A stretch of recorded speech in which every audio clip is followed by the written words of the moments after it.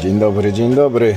Po raz kolejny gotowanko z widokiem z kampera. Lola na stanowisku dowodzenia. Jest godzina 9 rano. A ja jestem bez koszulki. W samych spodenkach jest tak cieplutko.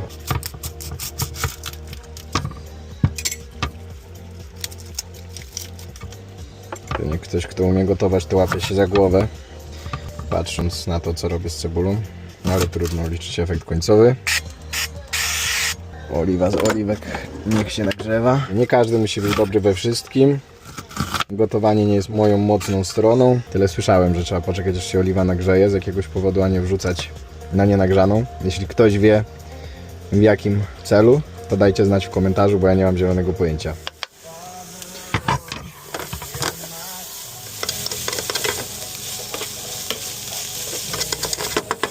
Wytapiaj się, bekoniku, wytapiaj. Kawusia gotowa. Tak więc, moi drodzy, nie przestawajcie wierzyć w marzenia. Bo ten kamper i to, co robię teraz, było moim marzeniem jeszcze 3 lata temu. A nawet 2. I w stosunkowo niedługim czasie udało mi się to marzenie spełnić. I nie jest to jakieś czcze gadanie, bo nikt mi nie dał. Pojawiłem się w odpowiednim miejscu, zaryzykowałem, wykorzystałem okazję. A takie okazje zazwyczaj dają duży profit. Bo im większe jest ryzyko, tym większe później tantiemy z tego zbieramy. No proszę bardzo. Proszę bardzo. Tak też jak się nad czymś zastanawiacie i jesteście nawet nie 50-50, wydaje wam się, że może to się udać na, nie wiem, 20-30%, ale perspektywa profitu jest duża, to ryzykujcie. Już wiele razy, ja wtopiłem dużo więcej razy niż zarobiłem, to nie ma co ukrywać, bo zazwyczaj jest tak, że 4, 5, 7, 8 razy wtopicie, a 10. raz, który wam siądzie, zwróci wszystkie poprzednie 9 w top i da jeszcze dużo zarobić. To jest tak naprawdę statystyka. To samo jest z kobietami. Jeżeli podejdziesz tylko do jednej i ona ci odmówi, no to będziesz sam. Ale jeżeli podejdziesz do 10, to jest dużo większa szansa na to, że jedna z tych 10 ci nie odmówi. Więc im więcej razy próbujemy ze wszystkim, tym większa szansa na to, że coś się uda. Ale tak jak niektórzy czekają na złotą gwiazdkę z nieba, bo im się należy, bo oni są wyjątkowi, przynajmniej tak się czują, to zazwyczaj ci ludzie nie kończą dobrze w życiu. A na pewno nie w takich miejscach, w których chcieliby być. I nie chcę, żeby to brzmiało jak jakieś czcze gadanie, jakaś bufoniada, tylko to jest prawda. Jestem zwykłym gościem, który nie miał jakiegoś ułatwionego startu w życiu, a jestem tu, gdzie jestem, więc ty też, drogi widzu, droga widzko, możesz w takim miejscu być i w taki sposób żyć.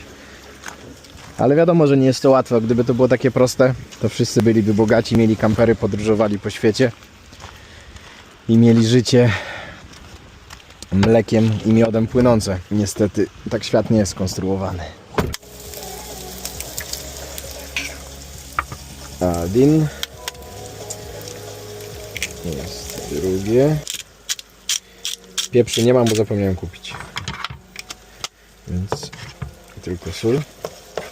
Nie wiem, na jaką sól jest teraz moda, bo to średnio zmienia się raz na 5 lat. Ja się zatrzymałem, jak sól himalajska była top, ale ta dietetyka też jest popieprzona. Jajka dobre, niedobre. Margaryna zła, niedobra. Masło złe, niedobre. Kochane, najlepsze. Zaraz margaryna najlepsza. Nie jednak masło, nie jednak jajka. Zwykła sól, najprostsza. Nie, później ona jest toksyczna. Tylko himalajska. Tak naprawdę bądźcie tu mądrzy. Nie ma co chyba popadać w paranoję i tak bardzo za tym wszystkim podążać, bo zależy, jaki sponsor badania, takie wyniki tak naprawdę.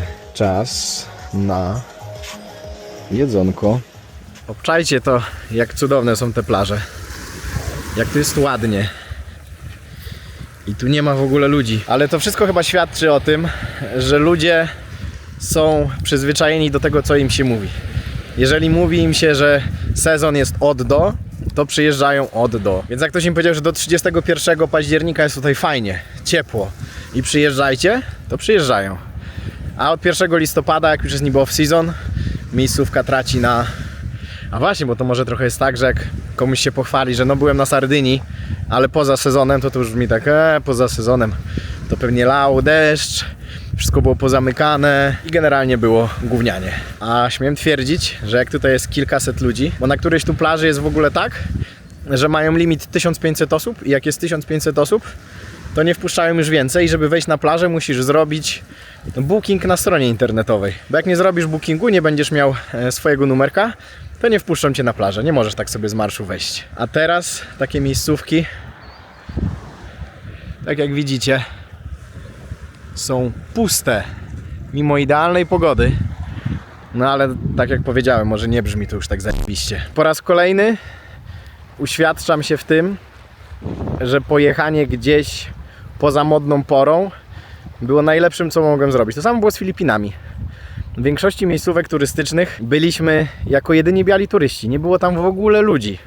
Wszystko było tańsze. Można było bardziej z tymi lokalnymi ludźmi pospędzać czas, zjednać się. A pogoda i tak była zajebista. 2 dni raptem popadało z 14, gdzie miało lać codziennie wedle pogody. No, turkus tej wody jest fenomenalny jak na tą porę roku. Słońce jest naprawdę nisko, a on i tak się przebija z tych granatowych kolorów. Teraz rozumiem, dlaczego mówi się na Sardynie, że są to Malediwy Europy. Wiadomo, że no jest wywalony jakiś, o właśnie, syf na brzeg i nikt tego nie sprząta po sezonie, ale dzięki temu jest to wszystko dużo bardziej naturalne. Trzeba lolkę po tych morskich kąpielach przepłukać słodką wodą. Najpierw dolejemy wody. Cyk. No czekaj, jeszcze tu ci pancia dolewa. O, ale się pić chciało super. Dobra, zrobimy od razu przyjemne z pożytecznym. Chodź. Daj tu oczko. Super. W ogóle całą lolkę zlejemy wodą, tak, słodko. Żeby nie spędziało to nic. Chodź. Tak, żeby tą sól zmyć z Labradora. No przecież nic ci się nie dzieje. Tak, to do wody wskoczyć pierwsza, do bagna, do syfu pierwsza. Ale zobaczcie, jaką ona ma sierść. Wszystko po niej spływa, jak po kaczce. To jedyna legalna pozycja do tego, żeby na pewno nie dostać mandatu, czyli nic nie wystaje z samochodu z jednej strony, nic nie wystaje z samochodu z drugiej strony. Nie ma też nic na dachu, bo te kampery, które mają łóżka takie nakładane na górę, które podnoszą się tak, są również nielegalne, bo jest to uznawane jako kemping. Z tyłu też nie wystaje nic, co nie jest integralną częścią samochodu. Więc tak zaparkowani możemy stać wszędzie legalnie, na każdym parkingu. Tutaj już jest trochę bardziej kontrowersyjnie, bo jedni się kłócą z policją, drudzy nie, że spanie i leżenie w wanie z otwartymi tak drzwiami, teoretycznie zwykły samochód też może mieć je otwarte, no ale ewidentnie wtedy widać, że leżysz na łóżku na tym parkingu, więc to tak naprawdę zależy już od policjanta. To też już kwalifikuje się do mandatu 1000 euro. Otwarte okno, oznaka kempingowania. Nieważne, że reszta samochodu nie ma nic, nie można mieć tak otwartego okna. Nawet lekko uchylona roleta, żeby dawać cień. 1000 euro mandatu. Nielegalne. Leżak ustawiony pod kamperem świadczy o tym, że kamperujesz, kempingujesz. Mandat 1000 euro. Pierwsze wystawiony schodek, drugie kapcie, miska psa poza samochodem. Takie siedzenie w kamperze, pracowanie, jedzenie, gotowanie, ale gdy nic nie wystaje poza obrys samochodu, jest w 100% legalne. Dopóki nie robimy tego poza autem. Miejscówka była naprawdę zacna. I jedziemy na nową. Przed nami 1,5 godziny drogi, 100 km. Jedziemy na miejscówek, gdzie często pojawiają się delfiny. Więc mam nadzieję, że będziemy z Lolą mieli dużo szczęścia i taką rodzinkę delfinią gdzieś tam doświadczymy. No, owieczki nawet się pasą. O, co ten piesek robił tu na drodze? Żeby oni tego pieska nie przejechali ci z naprzeciwka przypadkiem, bo jak jedzie takim busem, to mu mignę, żeby tam uważał. Mam nadzieję, tak, zwolnił, zajebiście. Nie, zobaczcie. I miał jechać rowerem Kamera moja to ty. ze Szczecinka do Maroka, do Marrakeszu, a gdzieś za Berlinem nagrywał mi... No dalej nie jechałem. No dobra, przepraszam. Bliżej, bo to Roxana go odbierała. Nie odbieram. Wysyłał mi wiadomość i przypierdolił w słupek metalowy od drogi rowerowej. I mu się kciuk oderwał od ręki i złamał jeszcze fakera. I musiał generalnie trafić do szpitala. I go tam szyli i naprawiali. O, 3G, bo chyba zasięg mi spierdolił, no. O, ale wróciłeś. No. Więc taka była historia Piotra. Piotr, pokaż okejkę. Dobrze. Pięknie, jest dobrze. Jak mi ktoś powie, że tu nie jest pięknie, to ja się pytam, gdzie jest pięknie, jak tu nie jest pięknie. Przypominam, że jest listopad, jest jesień. Chciałbym, żeby w Polsce taka jesień była. No im bliżej, tym bardziej ta góra zaczyna robić wrażenie. Kurde, wszedłby tam człowiek, ale mało czasu jest, bo zostało mi parę dni. Przyjeżdżam tutaj, już postanowiłem minimum na miesiąc. Minimum miesiąc, być może 2. Nie wiem jeszcze kiedy, ale jeśli chodzi o van life, jak już się go nauczy tych wszystkich ograniczeń, to tutaj jest, przysięgam, raj. No ja w dalszym ciągu jestem zachwycony tymi krajobrazami. Kaktusy, ananasy, wszystko jest tutaj przy drodze. To chyba ta autostrada, na której dostałem wcześniej mandat. Dojeżdżamy do wybrzeża. Generalnie my jedziemy chyba właśnie gdzieś o tam, bo jeszcze jest 59 km, no dobra, to pewnie kawałek dalej.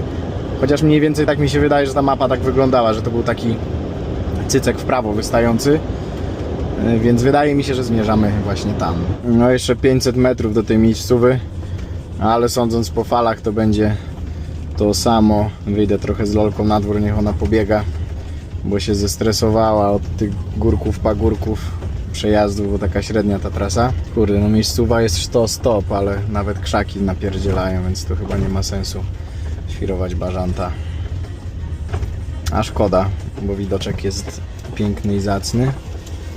Oj, tutaj też jakieś zakazy znowu. Możecie sobie obczaić właśnie jak te zakazy wyglądają, że do 31 października nie można, ale po 31 października już można. Byliśmy na fajnym spocie.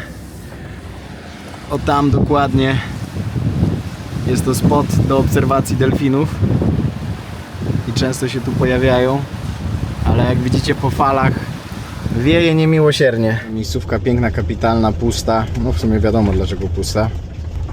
A jak tak wieje, to ludzie pouciekali pewnie na drugą część wyspy. Już jest 15:30, niedługo będzie ciemno, więc jadę na tą miejscówkę do portu, gdzie byłem ostatnio, bo tam było naprawdę super, więc liczę, że tam będzie sporo mniej wiało. A droga, jak widzicie, nie zawsze bywa kolorowo, więc tutaj terenowe opony i podwyższenie Camperosa bardzo pomagają, żeby sobie spokojnie na takich podjazdach radził. Wow. Mieli, ale idzie.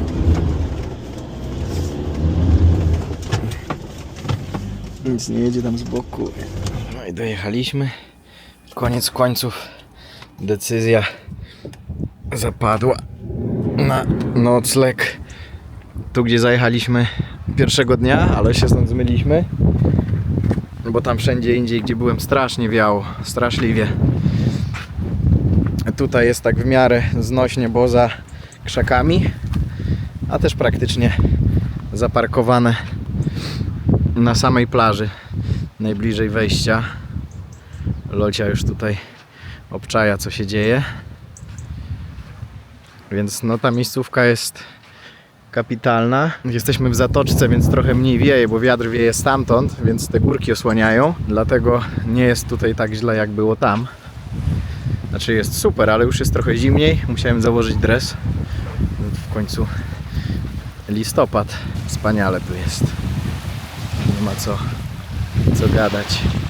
Więc chwile pobłądzone, ale nie ma tego złego, co by na dobre nie wyszło.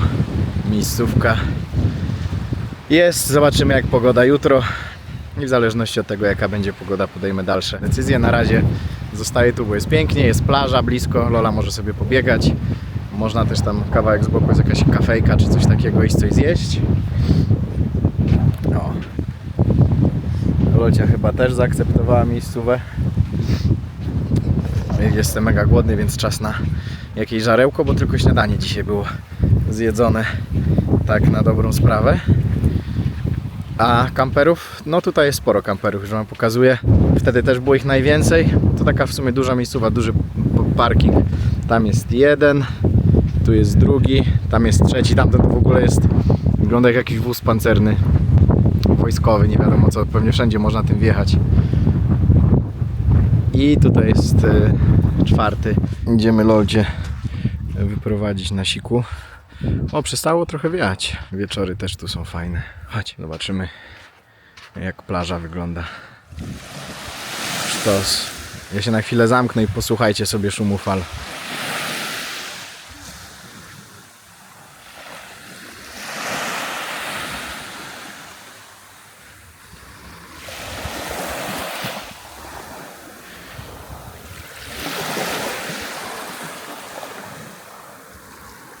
Cieplutko. Tak w sam raz na bluzę. Pięknie to niebo wygląda. Świetny kontrast. No i przestało wiać na szczęście, więc jutro będzie fajna pogoda, więc będziemy mogli trochę posiedzieć na plaży, bo już się bałem, że mogła się trochę zrypać. Tam stoją jacyś Niemcy starzy. W ogóle bardzo dużo starych Niemców, to chyba ich taki sport narodowy, te kamperowanie. Bo zawsze są zaskoczeni, że wyskakuje jakiś wydzierany młody typek bez koszulki z psem, a nie jakiś Uwe z Helgą lat 70 o łącznej wadze 300 kg. No, nie myliłem się. Taki jeszcze mają jakiegoś Herzlisia, który drze tam mordę. Idę wam pokazać w sumie tego drugiego kampera, bo on jest przemocny. Wygląda jak jakaś machina wojenna, oczywiście też niemieckie. Bo już kiedyś widziałem u Niemców takie coś. W sensie takiego kampera. Jakie to jest wysokie. Pojebany ten zbiornik, obczajcie na paliwo. No tutaj coś ogromnego. Koła jakie, jak ciężarówka wojskowa. Dobrze to wygląda. Engelmords. Jak wygląda od przodu? Wow, Mercedes. Sztos. Wygląda to niesamowicie. A tu jest w ogóle jakieś jeziorko po tej stronie. Albo jakiś taki martwy dopływ od morza. No, to by było tyle z Tour de Campery dookoła. Tak jak mój z tych wszystkich podobał mi się najbardziej. No to ta ciężarówka jest mocniejsza, nie? Tylko podejrzewam, że ona pali ze 20 litrów na 100. Tym można chyba po jakichś górach jeździć. Bo te wszystkie takie typowe takie plastiki, te półintegry, to nie dość, że tym się gównianie jedzie taką plastikową klatką, to brzydko to wygląda. I jakieś to właśnie tak kojarzy mi się ze starymi Niemcami. Uważam, że ten, że nie konkretnie ten, ale ten styl kamperów, nie taki klasyczny kamper, tylko właśnie przeróbki na kampery są dużo ładniejsze, wdzięczniejsze. Wszystko tutaj się bardziej zgadza.